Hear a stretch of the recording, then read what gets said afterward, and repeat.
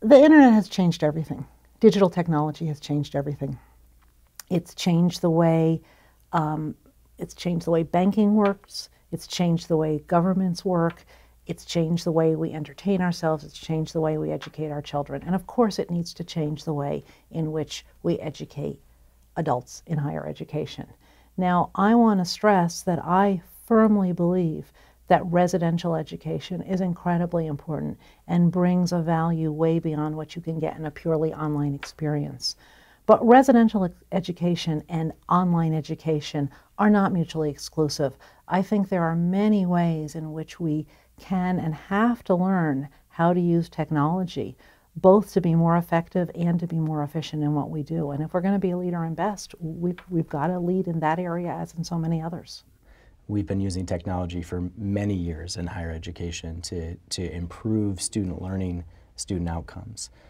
But the nature of the conversation in digital education is different, and it's far from complete. The Mount Rushmore of digital education is still scaffolding and chisels and jagged rock, and there's an opportunity for a great public university committed to openness and access and social justice and diversity and the highest quality learning experiences to be that face of public education in the digital education world. With 100 programs in the top 10 and quality and scale in nearly every way, Michigan has the opportunity to showcase the learning from really important experiments in digital education.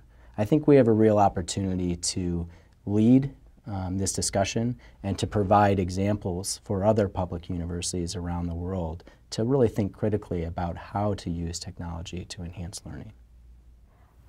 At the end of the day, Michigan is a public institution. Michigan is a great public institution that takes its public ethos very, very seriously. And so in some ways, digital education, greater breadth, greater contribution, it's all part of what we have always been at Michigan. Public universities have a special role to play in higher education and in American and global discourse, I think, about knowledge generation, about scholarship, about science, about progress. That role is one of making sure that what we do serves practical purposes to the greatest extent possible.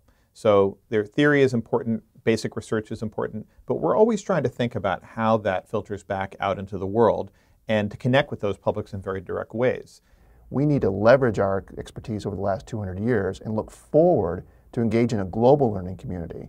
And again, if you look at a lot of the innovators in digital education, it's the private institutions. And I think we've got a special obligation to the state, to the nation and beyond that others don't have.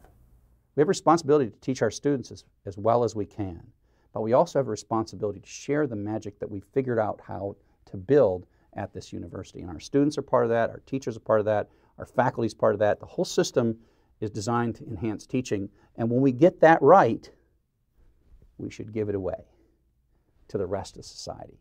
And that's why a public university, to me, is so important to this, because it is our nature to do that. And we've done that with research all along, but now we're starting to do it with teaching. We can experiment. We can see what works and what doesn't work.